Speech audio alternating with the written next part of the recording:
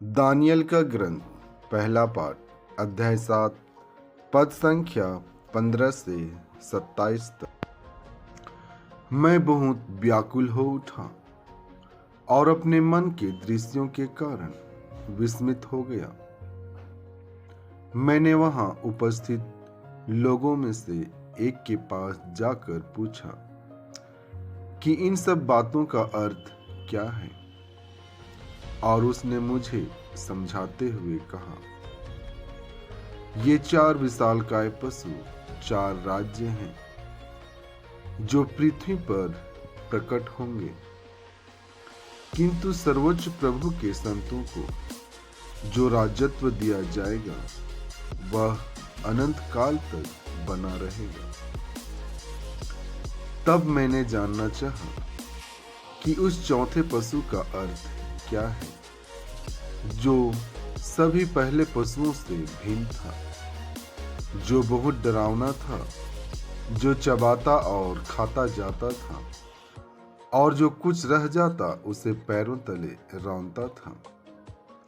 मैंने उसके सिर के 10 सींगों के विषय में जानना चाहा, और उस अन्य सींग के विषय में भी जिसके निकलने पर 3 सींग उखड़ गए, उस सिंह के विषय में जिसकी आंखें थी, जिसका एक डींग मारने वाला मुंह था, और जो दूसरे सिंहों से अधिक बड़ा दिखता था। मैं देख ही रहा था कि वह सिंह संतों से युद्ध कर रहा था, और वह वयोवृद्ध व्यक्ति के आने तक उन पर प्रबल हो रहा था।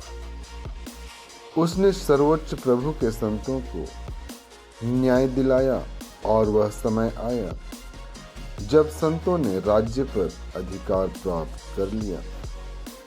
उसने मुझे यह उत्तर दिया, चौथा पशु पृथ्वी पर प्रकट होने वाला चौथा राज्य है। वह अन्य सब राज्य से भिन्न होगा। वह समस्त पृथ्वी को खा जाएगा और पैरों तले रौंद कर चूर चूर कर देगा। वे 10 सिंह इस राज्य के 10 राजा हैं। उनके बाद एक ऐसे राजा का उदय होगा जो पहले के राजाओं से भिन्न होगा और 3 राजाओं को परास्त कर देगा। वह सर्वोच्च प्रभु के विरुद्ध बोलेगा, सर्वोच्च प्रभु के संतों पर अत्याचार करेगा और पर्वों और प्रथाओं में परिवर्तन लाने की योजना तैयार करेगा।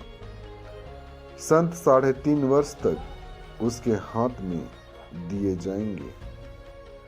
इसके बाद न्याय की कार्यवाही प्रारंभ होगी। राजत्व उससे छीन लिया जाएगा और सदा के लिए उसका सर्वनाश किया जाएगा। तब पृथ्वी भर के सब राज्यों का अधिकार, प्रभुत्व और वैभव सर्वोच्च प्रभु के संतों की प्रजा को प्रदान किया जाएगा। उसका राज्य सदा बना रहेगा और सभी राष्ट्र उसकी सेवा करेंगे और उसके अधीन रहेंगे। आज का पवित्र सुसमाचार संत लूकस से लिया गया है, अध्याय 21 पद संख्या 34 से 36 तक।